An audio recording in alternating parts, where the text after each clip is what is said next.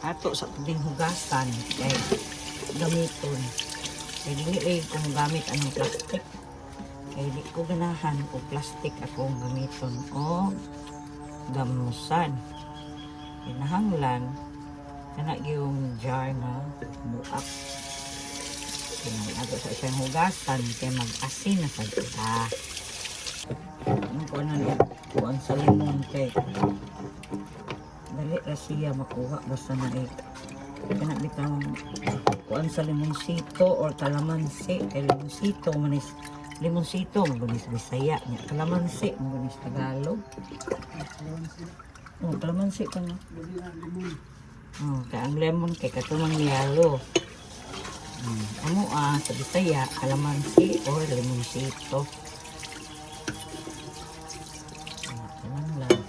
Ato pag hugasag maayo kay ato na sad na siyang gamusan.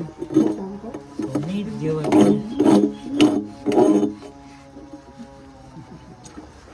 katuro pong makarilit ani, katuro gid pong mga mama nga kinahanglan dito pag may appetizer. Tapos himo mo nga mga appetizer ng ginamos, di man gid ingon og kuan kay di ba pud maayo kay parat.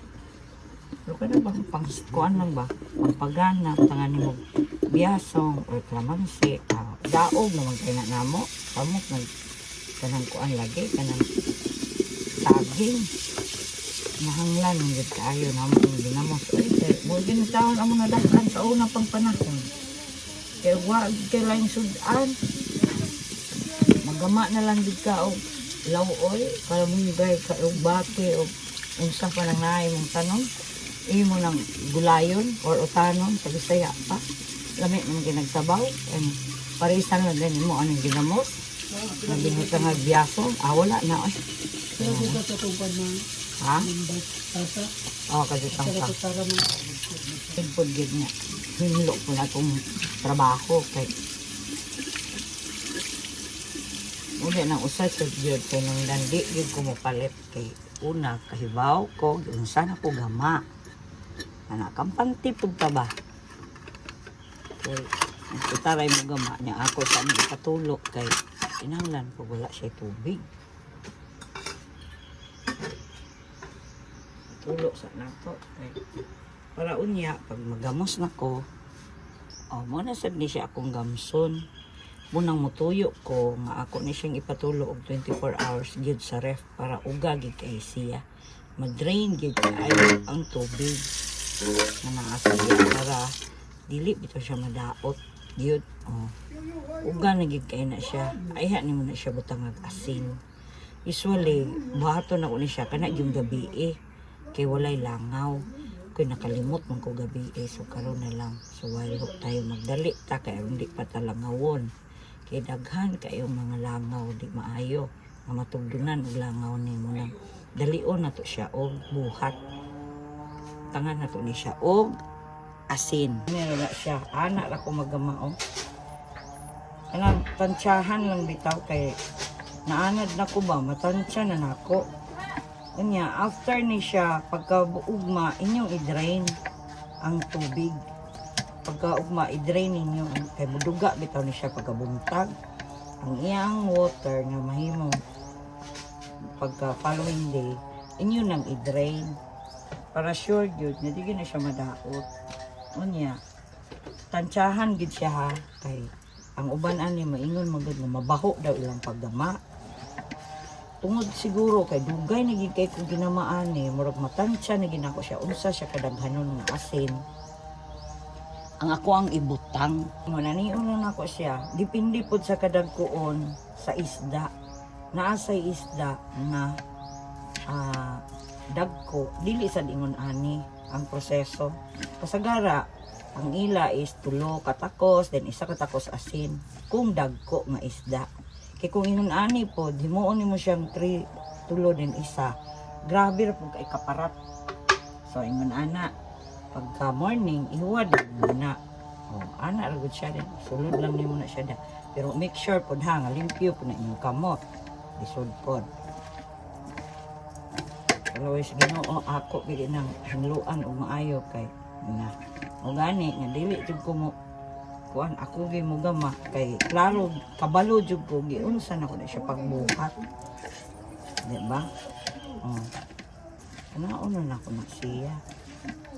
Then pagkaugma tanaw na po nimo nga. Kung dili pa di ka satisfied na. Oh, ana ra siya. Imo lang din siya gisulod. Ang uban kay di man gid mga og ingani. Okay. Saon po, wa man sila na anad or I don't think nga kanang naingon sila nga unsay na sila kung about sa ginamos. Basta kay kami, mao gini ang mga dakan. Kay talugay sa Ginoo. Gini lagi ang tao minus pag taog panudlanan. Ngita, magitag paagi. Samot, naghimo na gid kang nanay. Iyo ginako ni siya kay wa kapag kayo langaw kay nalimo ko ani dili ato sa pudayon siyang takluban ato na siyang itapuan pagkon o pagkaugma kuhaan din ito ba ana di 50 kayo imuhang pagawa og ginamos abta na siya pila ka ugma pohon, ibali tomorrow, muduga mo na siya, mugawas mo na yung water, imo na siyang gihuwad. And then, imo na po din siyang butangan, gamay lang yung kaing asin. Basta kay para nako, natansya na ginako siya kung unsaon ako siya paghimo. So far, so good. Murag ana ba? Naanad naman ko. So, ana ra ko magama og ginamo sa mga nagtanong giunsa nako paghimo. Ang ako lang yung suggestion, huwag ninyong gawin sa umaga pag mag-ano kayo. Kasi meron hong mga langaw or ano pang klaseng mga nagliliparan. Kaya lang nalimutan ko talaga ito kagabi. Kaya ngayon ko...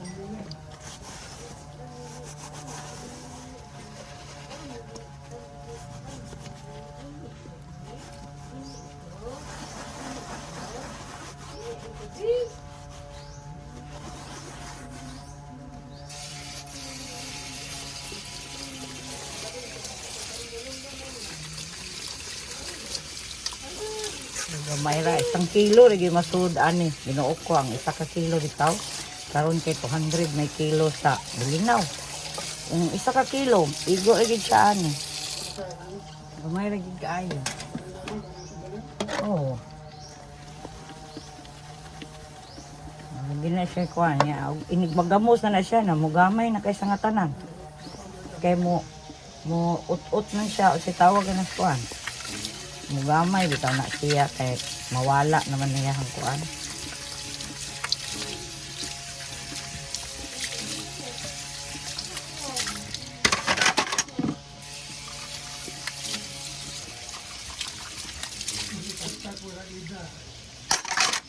Ito sa takaron, pares sa akong ginamos.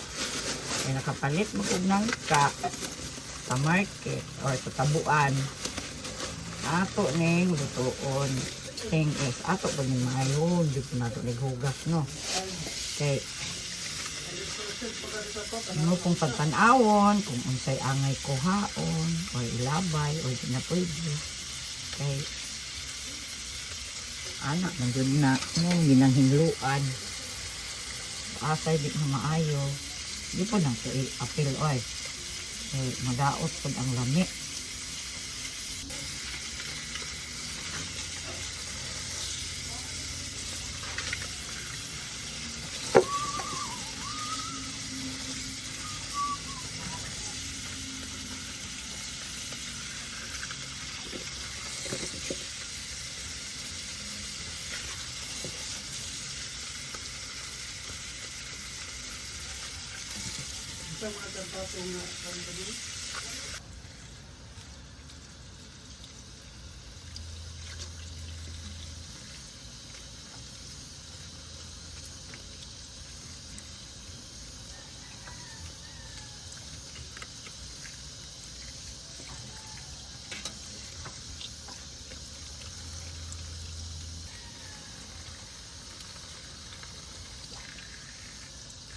Hindi na ho yung gawin gulay mamaya. So mag-prepare muna ako ng kalabasa. Kasi lalagyan ko yan ng kalabasa. Takpan muna natin ito. Mamaya pa naman yan. Labo kayo nga klase. Gulang kaayo. So kay naa pa manggod siya. Ako sa lang po yung tiluon. Yung pinalit atong market. Pag nang kalutangan ng kalabasa lagi. Gahi. Magpa. Kuan oy. Gahi. Kuan nun. Di po ko magamit og kusilyo kay nasamad nako. Nang kanim yung gamiton kay hadlokog masamad ko. Saon na lang nato pagtrabaho. Laing trabaho na to kung masamad ta. Ginoo ko. Agay.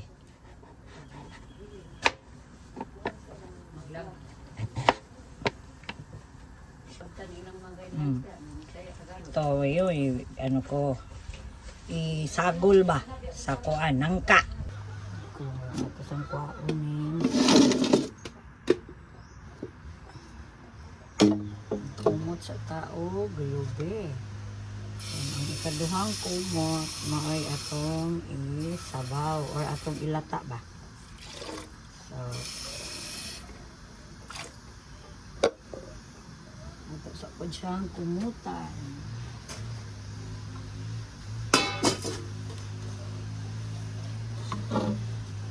Sure lang po na limpyo na kung kamuthan ang hugas na kaayo ha. Kailangan po na itong hinlo kayo ng trabaho. Ipog mga untag hugaw.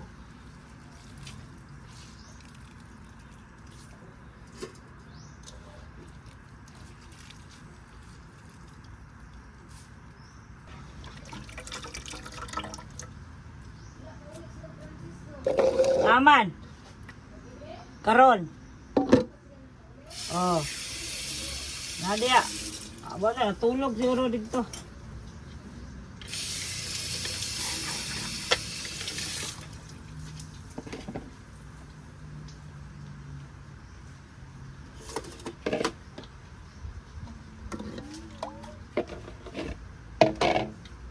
Pero merong kumot. Manilas na to. Lunod. Okay. Ang ikaduha man maoy atong ilata. So ato na yung isit aside.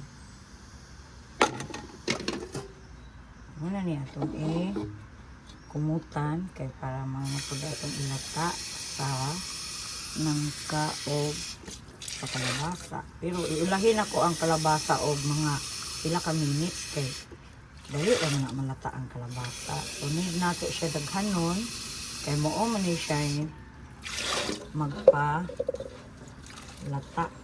Ani ta diri sa probinsya kay libre taglube or niyog. Kasi sa syudad or asa mo mapalit pa taglube, mahal kaayo ng niyog di ay. Aw sani nga niyo ano? Basta bibili pa kayo, mahal ang isa. Tapos magpakudkud pa dito sa probinsya. Andyan lang yan sa ano nyo, sa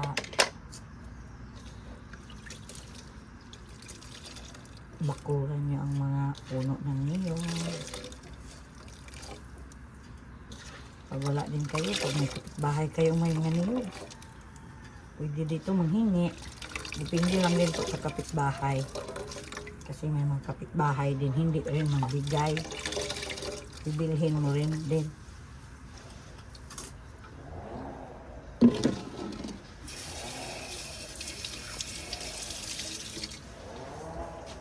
Kunin muna natin yung kaldero na paglutuan. So, ilagay na natin yung tapos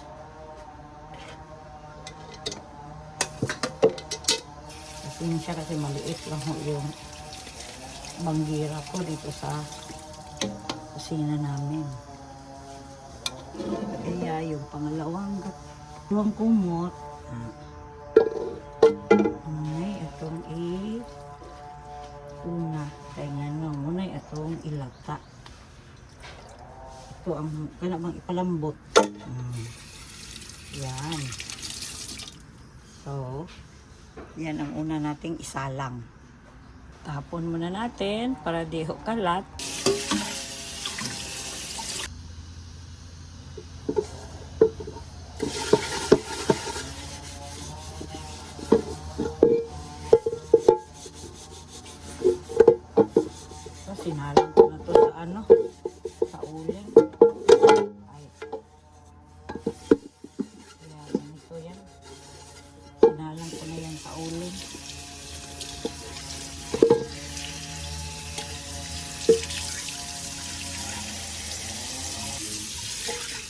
Kailangan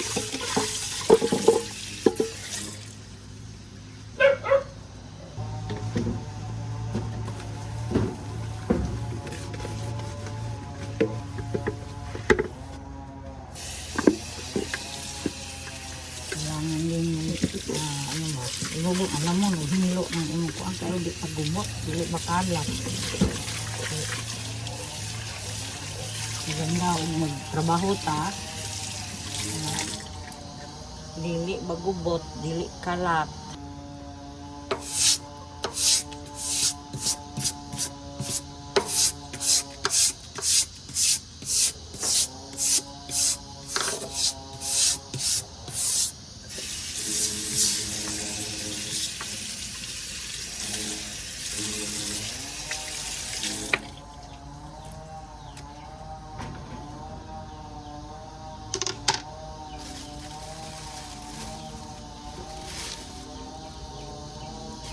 This time, ito ang isagol is tuyo.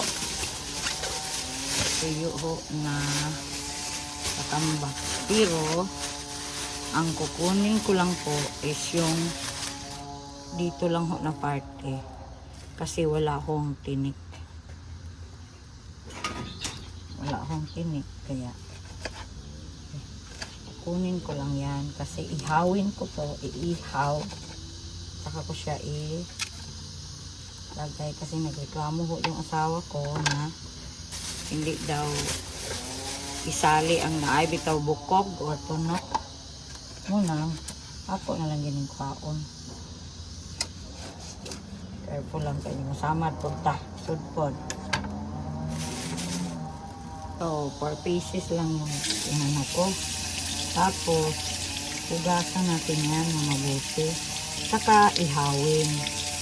Kasi ang ano ko, ilagay ko, yun na talagang naluto na siya, naihaw na siya.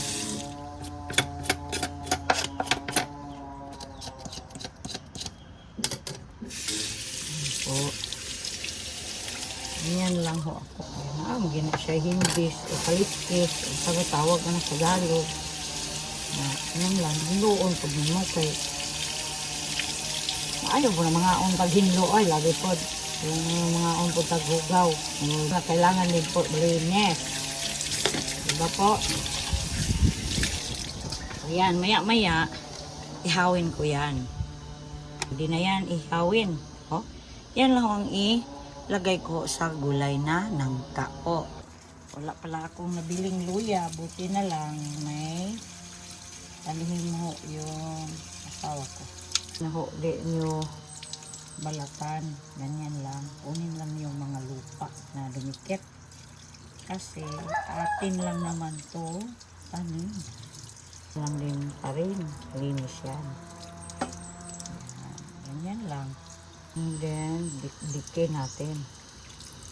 Wait muna. Hugasan muna natin yung panglad. Hugasan na to ng asawa ko bago niya ginani. Ayan na, hugasan na to. Hugasan mo na to. Yan. Yan, didik-dikin natin po.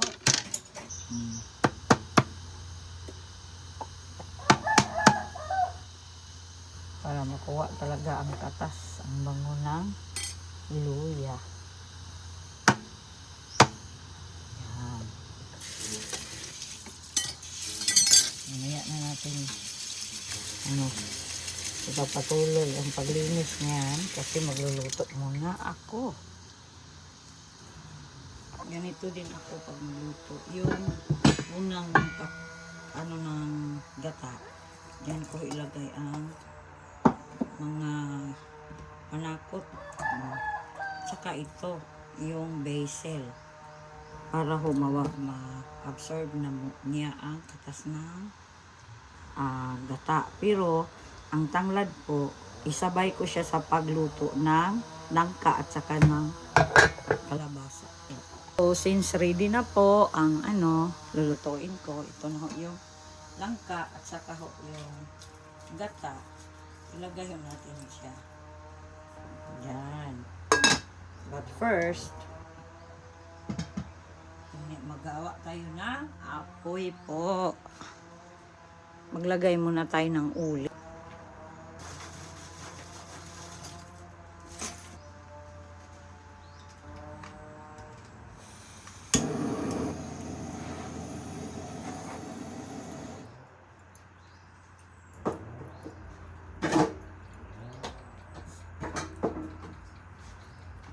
Natin.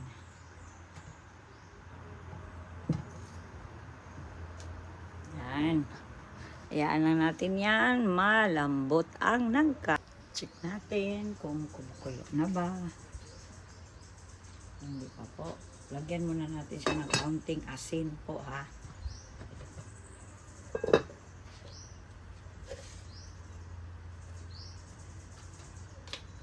Huwag natin damihan kasi maglagay ho tayo ng tuyo mamaya. Ihawin muna natin ang tuyo mamaya. Check natin ulit. Nalagyan ko na yan ng asin ha. Kanina naglagay ako ng asin. And maya-maya talaga pag medyo malambot na siya, saka ko ilagay yung kalabasa.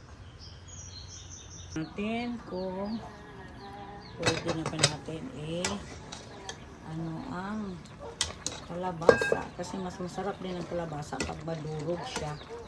Medyo medyo pwede na po natin ilagay ko ang kalabasa. Ayan ho. Ganyan lang. Kailangan din from time to time i-check.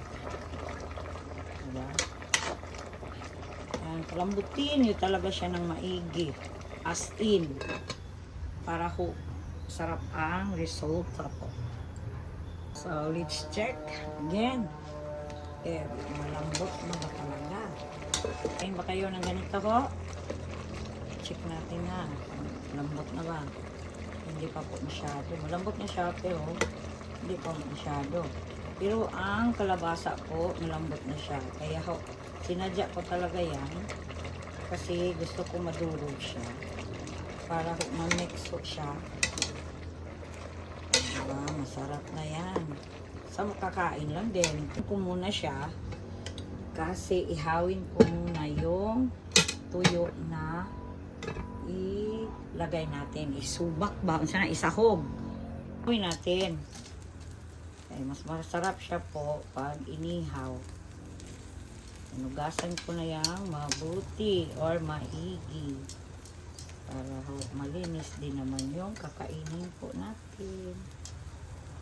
Ikarin natin. Sus, kung maamoy lang ninyo ang bango. Diyos ko po.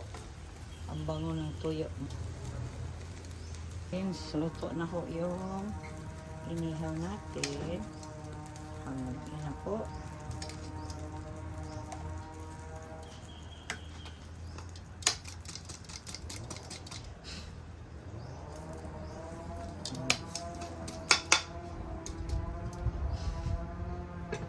Balik natin yung langka. Lagay ko siya dyan para ho mababad na siya sa kakanggata. Check natin kung malambot na ba ho ang langka.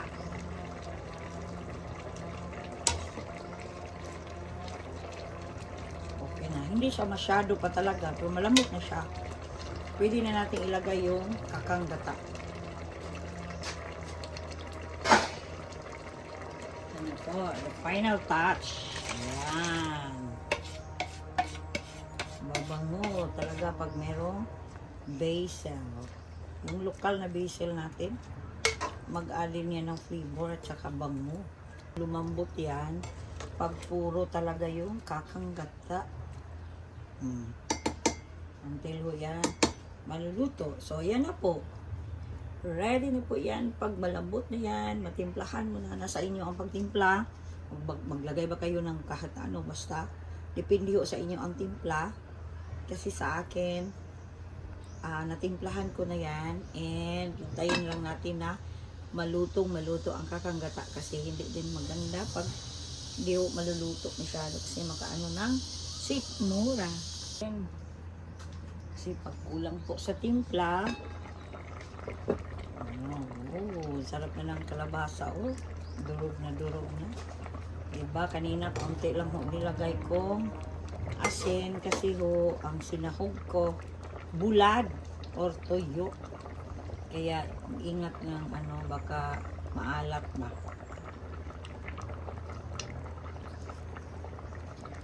Kulang siya sa asin. So, lagyan natin ng kaunting asin. Unti lang talaga kasi ang tuyo pag na yan, baka maalat na. Sa inyo ha, kung maglagay kayo ng mga granules na alam nyo na, or yung MSG or Vitsin, nasa sa inyo din yun. Ito na ho yung diba? Sarap! Masarap siya para sa amin sa mga kumakain ng ganito, pero sa hindi, ay wala din tayong magawa doon kasi ayaw nila. Kami gusto namin to. So, yun lang po. And salamat po sa panonood ng mga video ko. If you do like my video, paki-comment, like, share din, and subscribe and follow. Buyers everyone.